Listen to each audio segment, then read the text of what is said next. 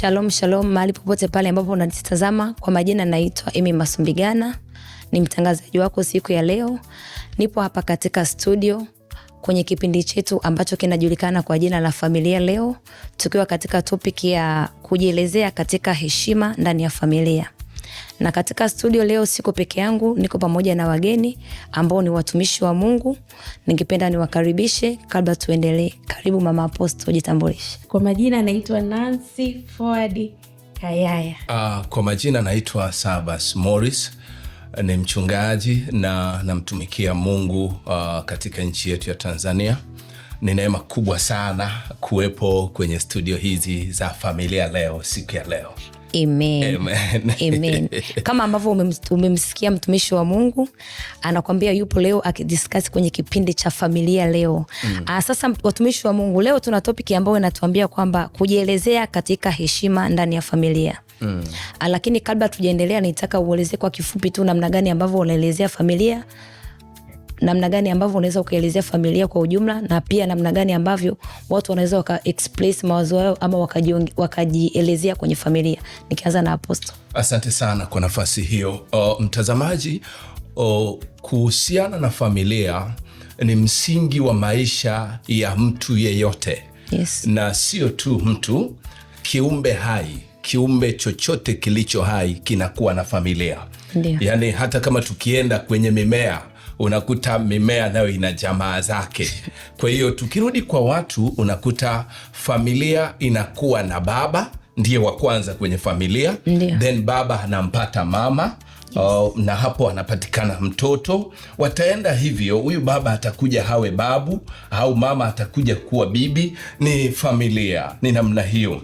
Kwa hiyo ni kitu cha muhimu sana, yani ni muunganiko au ni taasisi ambayo ni muhimu sana, ambayo tangu zamani za Biblia mwanzilishi ni Mungu mwenyewe.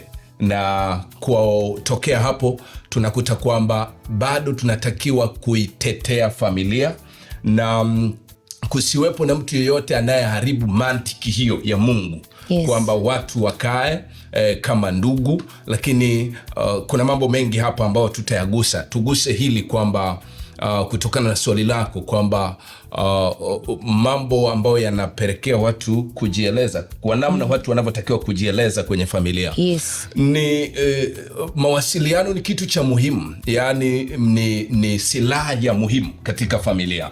Ili hao watu wawe pamoja, baba mama ametokea mashariki, baba magharibi, na mtoto naye anapatikana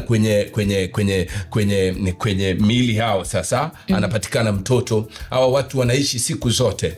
Kitu kinachowaunganisha, kitu cha kwanza, mawasiliano. Yes. Kwa hiyo katika mawasiliano tumekwisha kuzungumza kule nyuma, lakini leo tuone kwamba ni muhimu sana kila mmoja awe na mipaka yake katika kuwasilisha ujumbe.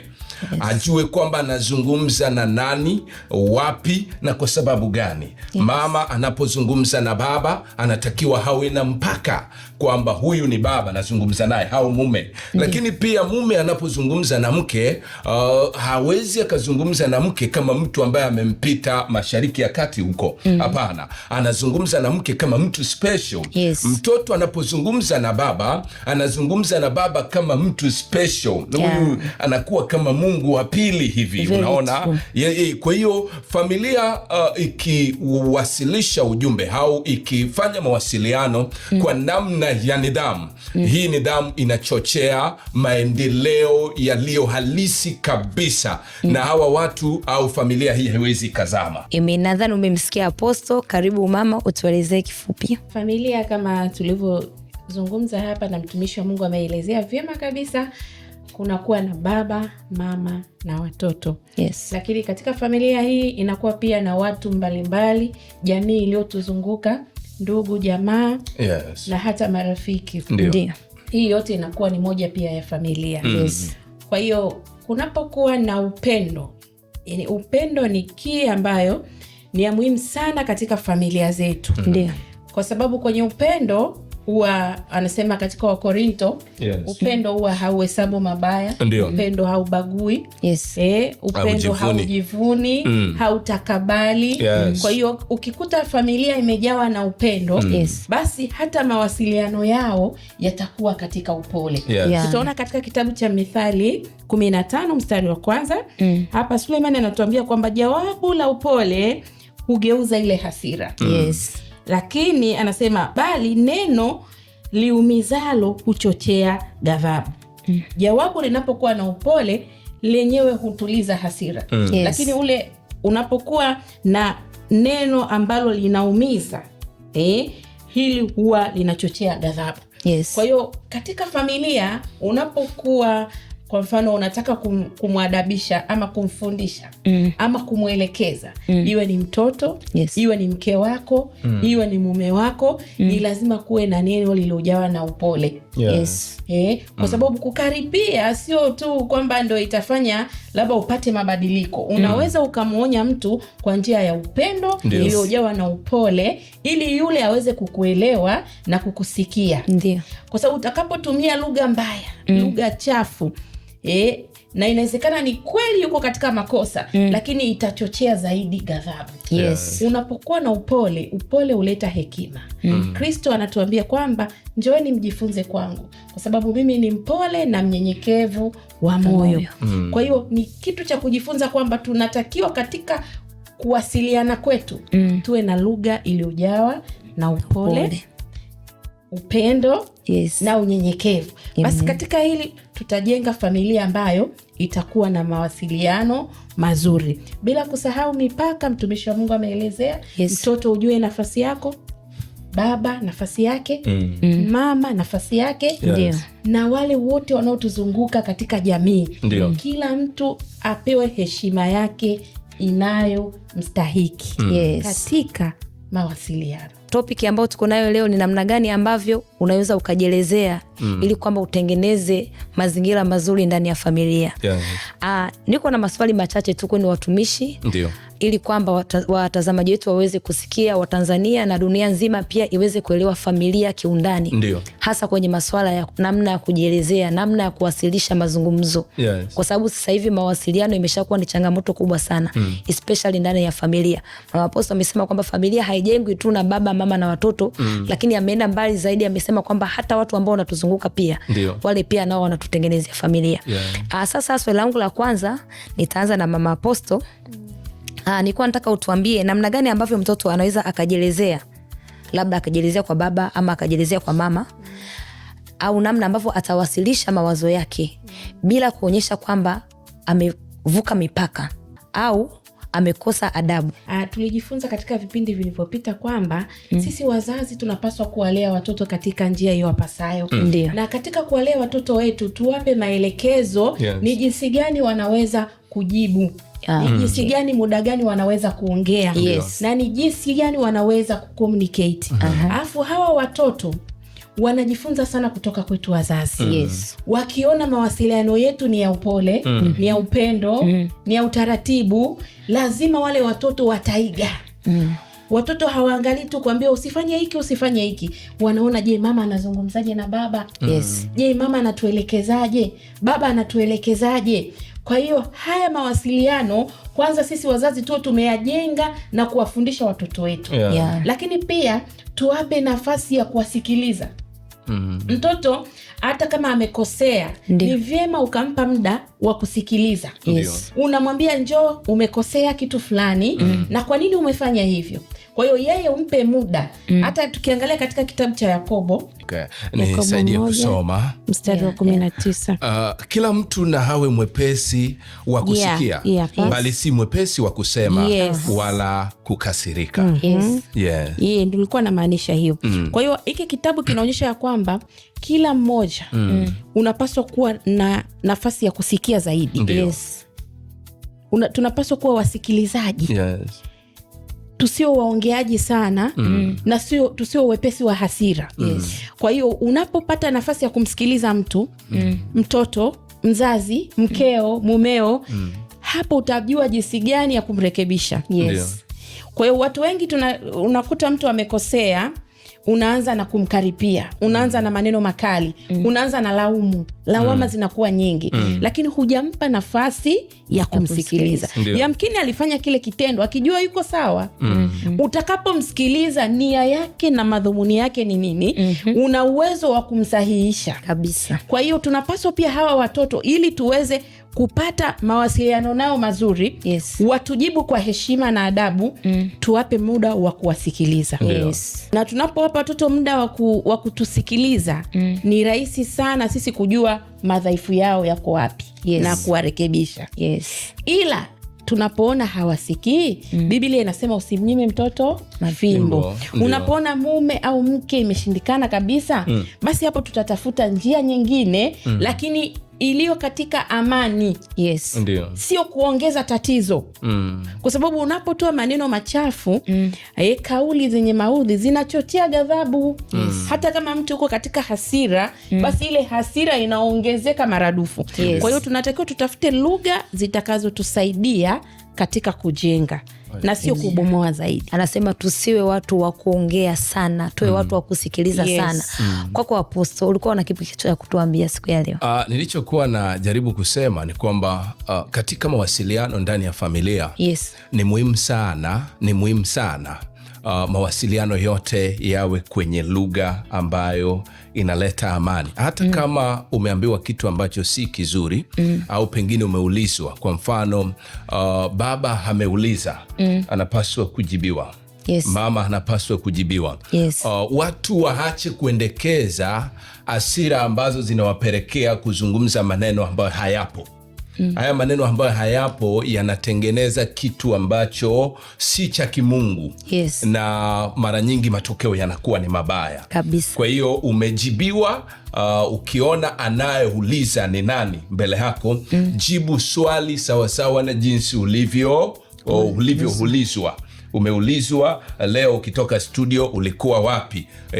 Inatakiwa ujibu nilikuwa sehemu fulani. Yani usiwepo kwa nini unaniuliza? Haya mambo jamii iache kabisa. Yani jamii watu wamepata kuendekeza mambo haya si mazuri hata kidogo. Kwa hiyo ukiulizwa, jibu sawasawa na jinsi ulivyoulizwa, na hii inaweza ikasaidia pia. Sawa. Kwako tu bado Apostle, kuna mtoto ambaye anakusikiliza sasa hivi, anatazama kipindi chetu cha Familia Leo. Unaweza ukamwambia kitu gani, ama unaweza ukamshauri vipi namna ambavyo anaweza akakomunicate na wazazi, especially kama kuna changamoto kubwa? Sasa hivi kunasema kwamba unaweza ukapiga tukio, lugha ya vijana sasa hivi. Kwa hiyo amepiga tukio na sasa anataka kuongea na mzazi. Namna gani unaweza ukamshauri aweze kujielezea kwa mzazi bila kuonyesha kwamba amevuka hiyo mipaka ama amekuwa amekengeuka? Mazungumzo yoyote yanayoleta tija lazima yajengwe kwenye nidhamu. Na nidhamu sio kulia, lakini nidhamu ni jinsi unavyowasilisha hoja ulio nayo. Mama, nimefanya hivi na hivi. Mama atakuuliza au mpangii jinsi anavyokuuliza. Baba atakapokuuliza au mpangii jinsi anavyokuuliza. Kama jinsi nilivyosema pale mwanzo, unatakiwa ujibu. Na pili, wakati fulani unaweza kukaleta advice, ukaleta agenda, kwamba mimi nataka nikasome shule fulani. Nazungumza na mtoto, nataka nikasome shule fulani, au nataka nifanye 1, 2, 3. Na sio tu mtoto mdogo, nazungumza hata na kijana ambaye anataka kuolewa. Wakati fulani unaweza ukaleta agenda kwamba nataka nifanye 1, 2, 3. Nigusie tu hilo kwamba ni muhimu sana kumsikiliza mzazi. Kwa sababu kabla hujawepo, mzazi amewepo. Na amekuwepo na amejua kuwepo kwako. Kwa hiyo ni muhimu sana kumsikiliza, tanguliza lile la mzazi kwa heshima kubwa sana. Lakini nimejibu vizuri hii. Kabisa kama vile sijaiacha hiyo. Asante sana mtumishi wa Mungu. Niko na swali la pili. Inatuambia kwamba jinsi gani ambavyo maneno yanaweza yakajenga au kubomoa, au kwa lugha nyepesi kwamba namna gani maneno yanaweza yakajenga au yakaharibu familia. Maneno tunasema maneno ni silaha pia. Na katika hizi silaha unaweza ukajenga ama ukabomoa. Na kiukweli ulimi, yani hata ukiangalia katika Mithali 15 mstari wa 4, ule ulimi unenayo mema ni ulimi uliojawa na uzima.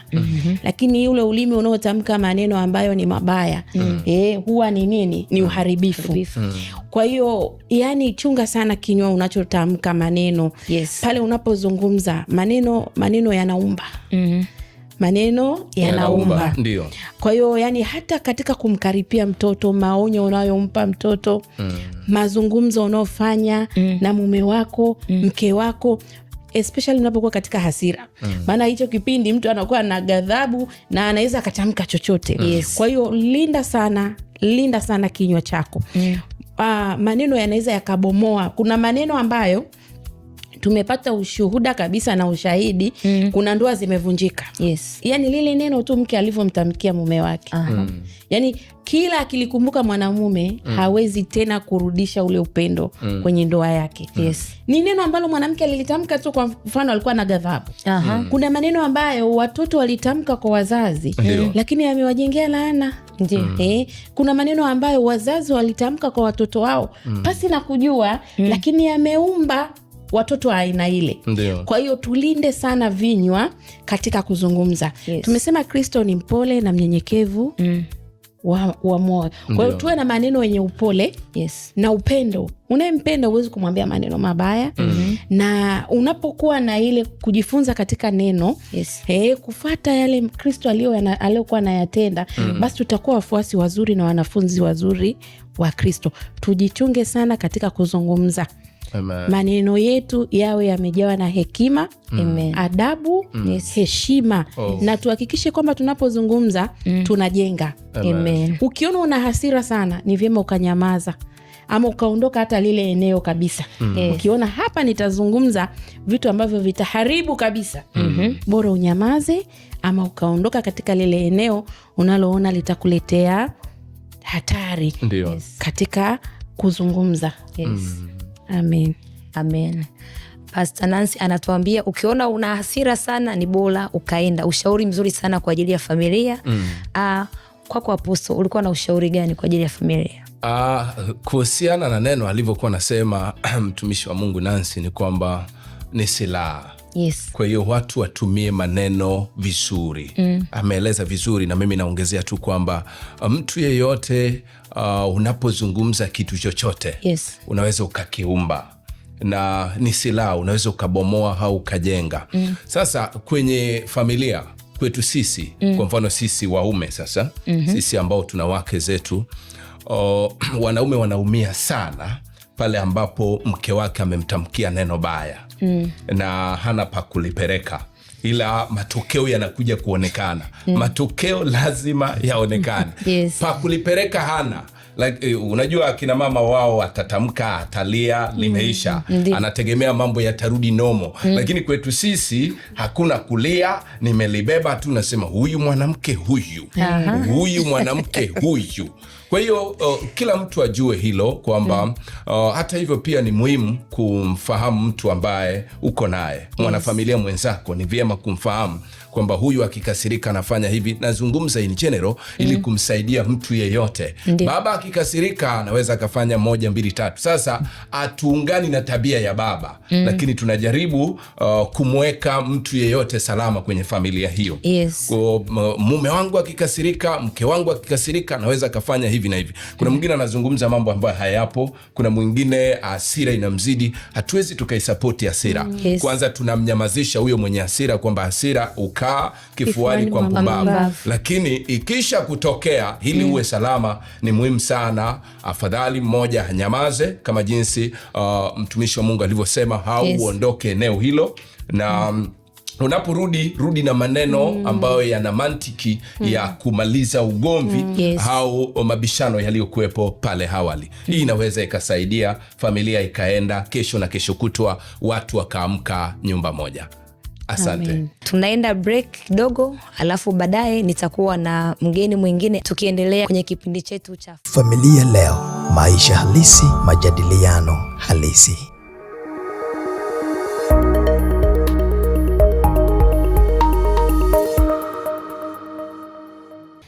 Tumerejea tena baada ya mapumziko ya muda mfupi.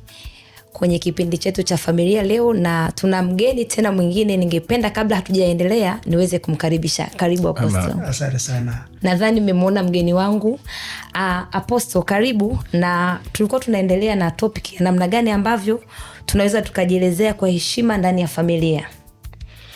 Sasa niko na swali moja kwako, kwa sababu ndo mgeni ambaye umefika, natambua mafuta yako ni makubwa sana na najua upeo wako ni mkubwa sana.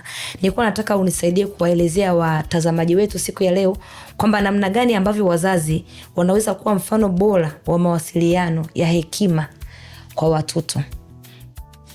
Ya ndugu mtazamaji, tutambue kwamba Mungu ametupenda sisi wazazi. Ndio. Na akatupa watoto kama zawadi.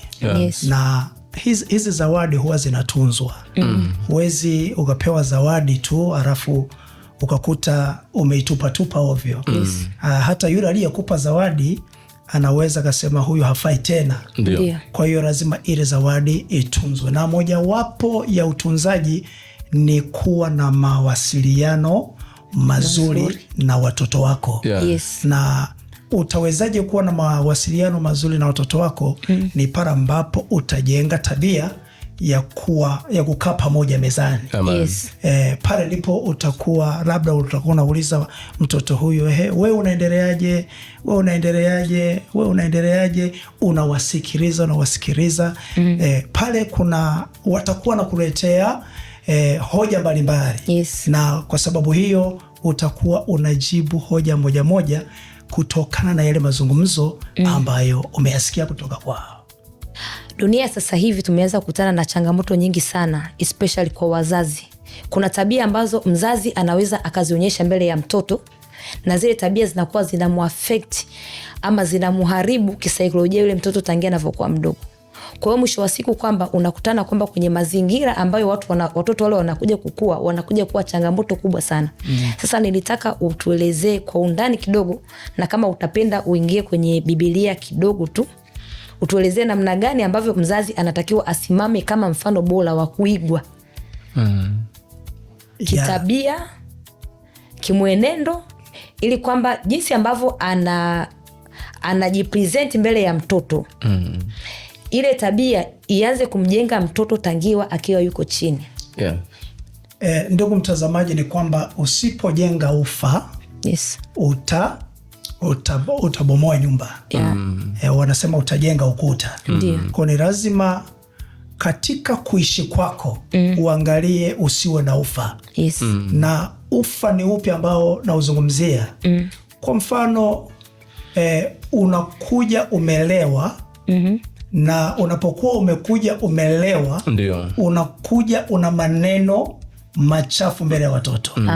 Pale kupitia huo ulevi na hayo maneno nayo yazungumza, watoto baadaye kumbe kutukana na kunywa pombe ni kitu cha kawaida. Hilo ni la kwanza. La pili ni kwamba tujifunze kwa nani? Maana watoto wanapaswa kujifunza kwa wazazi wao. Yes. Mahali pa kujifunza, kwanza tunapaswa kujifunza kwa Kristo. Yes. Kujifunza kwa Mungu. Mungu anatuchukuliaje wanadamu? Mungu anatuleaje wanadamu?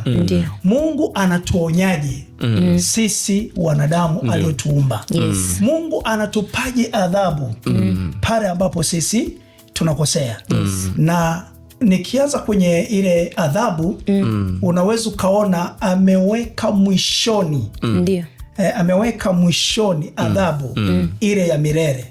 Na hii ni kwa wakaidi. Yes. Wale ambao watakuwa wamekaidi, yani wameelekezwa, amewaonya, amewarudia, ametumia fimbo. Yes. Wakati mwingine amewapiga kwa ajali kidogo. Wakati mwingine ameondoa kazi. Lakini lengo tu amrudishe huyu mtu kwake. Sasa matokeo yake huyu mtu unaweza ukaona jinsi ambavyo anakaidi Sasa akikaidi, mwisho wa siku anaenda jehanamu. Mtumishi wa Mungu, una kipi cha kutuambia? Niongeze tu kwamba Apostle ameenda vizuri sana na elimu kubwa. Kama itatokea tuko kwenye familia na mmoja kati yetu amekosa kusikilizwa, hii itakuwa ni kosa kubwa sana. Wanadamu wote jinsi tulivyo tunataka kusikilizwa. Yani mume kwenye familia asikilizwe kama mume. Mke kwenye familia asikilizwe kama mke. Mtoto asikilizwe kama mtoto.